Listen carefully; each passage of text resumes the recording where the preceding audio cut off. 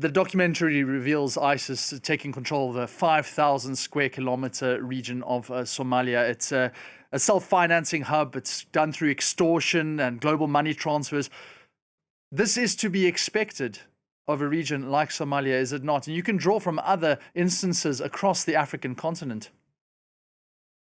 Absolutely, yes. So we've seen Islamic State Somalia try to entrench itself further in the region, essentially trying to take advantage of the fragile state of affairs in Somalia, in addition to the fact that there's been a minimal government presence.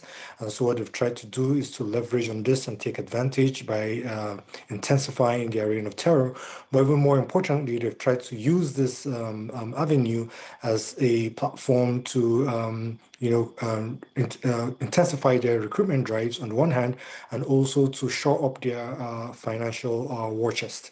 As you know, one of the things they've also tried to do in more recent times is to leverage on their financing through illicit gold mining, as well as through their involvement in other forms of agricultural activities, as well as extortion and taxation that they've also instituted or imposed on some of these affected local communities. So essentially, what the group is trying to do is to try to stay afloat despite the intensified military campaigns against it across the broader region.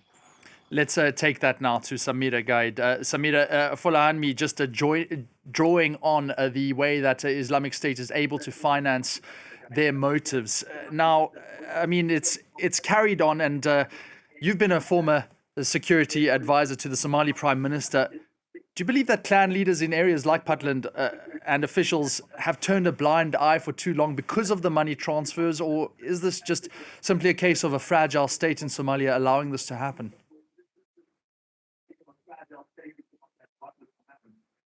I think it's a mix of that. There has been the fact that groups like ISIS and Al-Shabaab take advantage of the grievances that exist between communities and make sure that they entrench themselves in communities that already have grievances with the administrations that exist. So you would find that specifically in the clan in which ISIS exists among, there were grievances between that sub-clan and the greater clans that make up the Puntland state. So it was making it quite easy for the organization itself and the leader of that organization who comes from that specific sub-clan to coexist among the community and hide within that community. But I think what the Puntland government did was quite interesting, which was create networks and inroads into that community, try and resolve some of those grievances, and then create this force that then began this offensive. So they're trying something different that seems to be working for Puntland at this instance. Is that still working despite the Puntland government and Mogadishu often at odds with each other? I mean, has that actually allowed Islamic State to survive longer than it otherwise would have? I mean, the organization apparently now has been pushed out of about 98% of the mountain ranges, but then that doesn't mean it's been eliminated. So that territory has been recovered, but then for how long? From the past month or so, we have been hearing that the Puntland government is asking some of its forces to withdraw from some positions because it's no longer tenable to keep them in those front lines. They're retraining some new forces to take over those positions. So just because of that relationship breakdown between the center and the periphery, and the fact that the Puntland government is not receiving any resources from the center, it makes it very complicated for a state like Puntland to sustain operations against this group. So we can feel the strain already, and you can already see that there's going to be, at least starting from now onwards, a bit of a pushback by the group itself, and also the government itself, the Puntland government, also pulling back some of its forces. Professor Aina, in terms of the Puntland military now trying to do this all with a fighting approach, I mean, we've seen this time and time again, repeating this approach, but it somehow still doesn't work. I mean, is there another approach that doesn't involve, schools and hospitals and jobs being just decimated, and the Puntland authorities actually taking a new avenue against ISIS? What would you, in a situation room, recommend?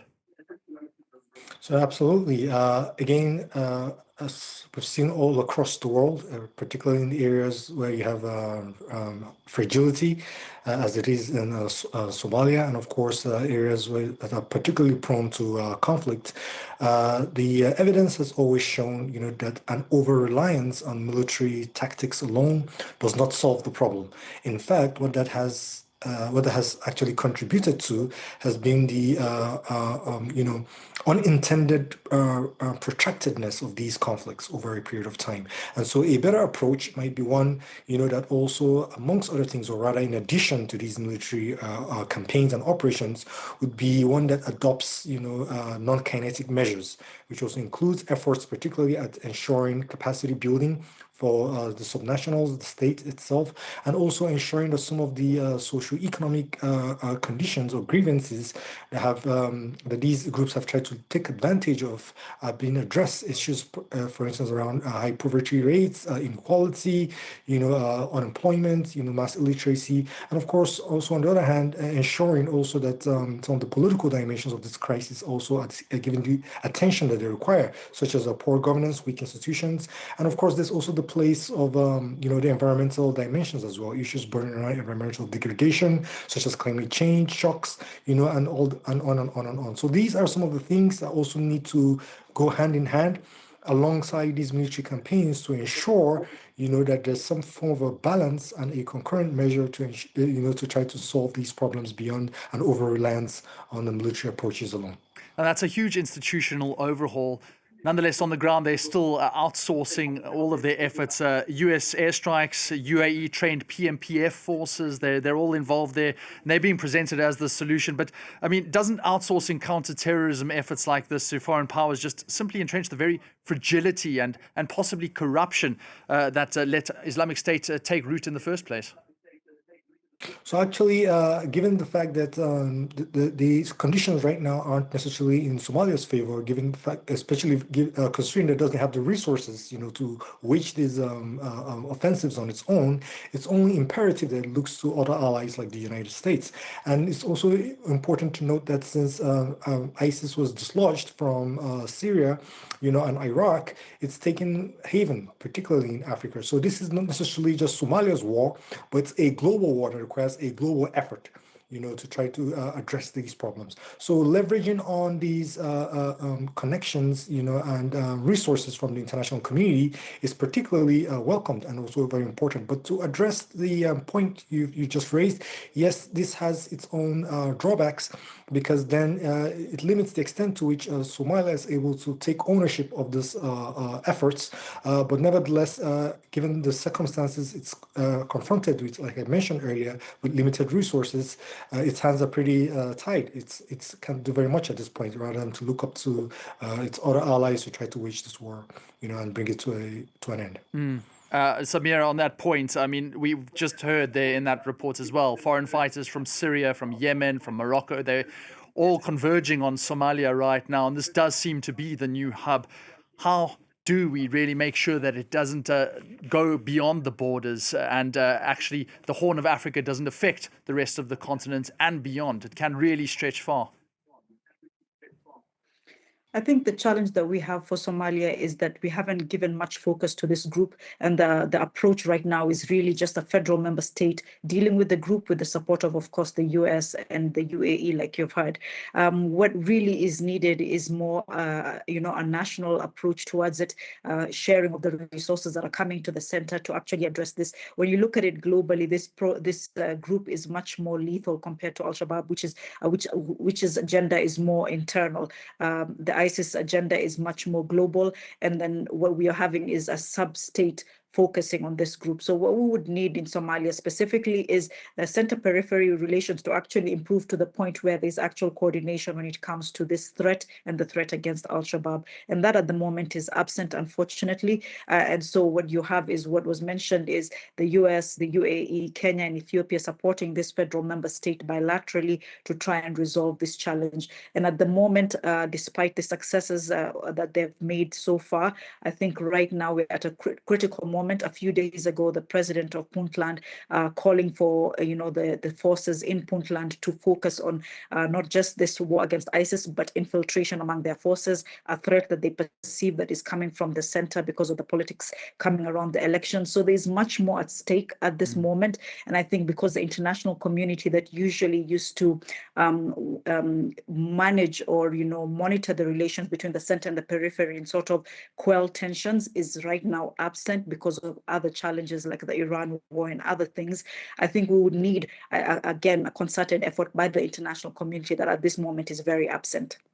Samira, just I want to take our focus again onto the report and what's actually happening to individual people on the ground.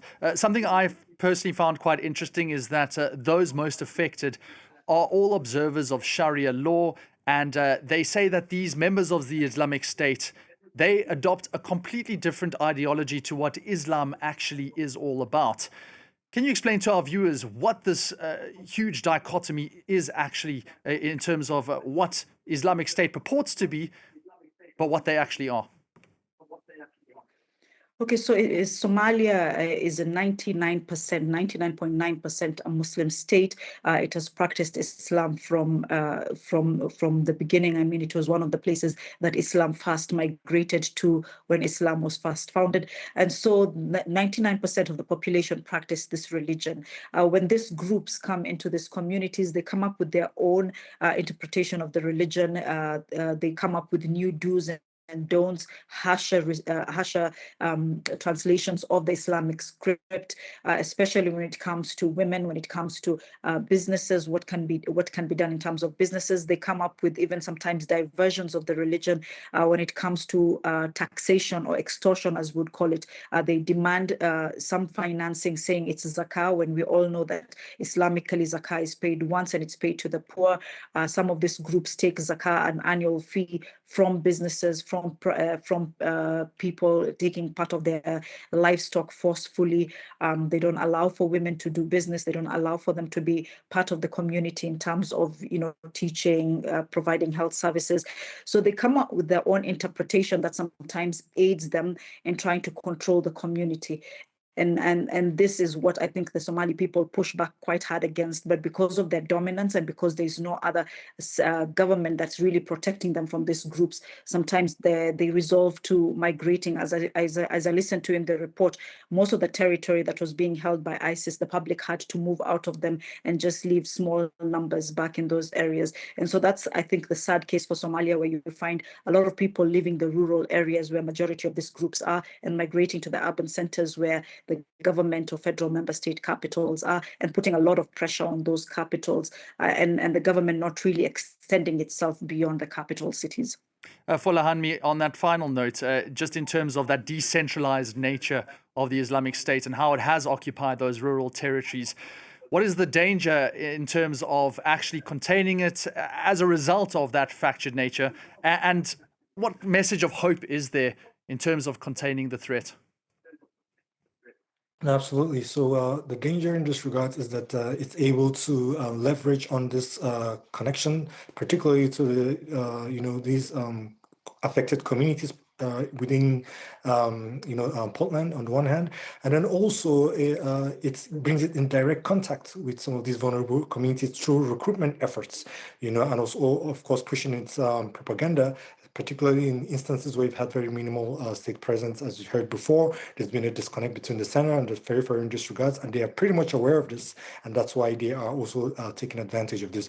But of course, not all hope is not lost. What can essentially be done here is for the center to try to make inroads and get itself more involved, in these periphery areas, and of course improve on its presence, in these areas, in addition to some of the military campaigns that are ongoing, but also to bring some form of succor through direct interventions aimed at also alleviating the plight, of those who are mostly affected by these conflicts, and also in many ways also improving on its relations and also its efforts with other neighboring countries to try to bring this issue, to a conclusive end.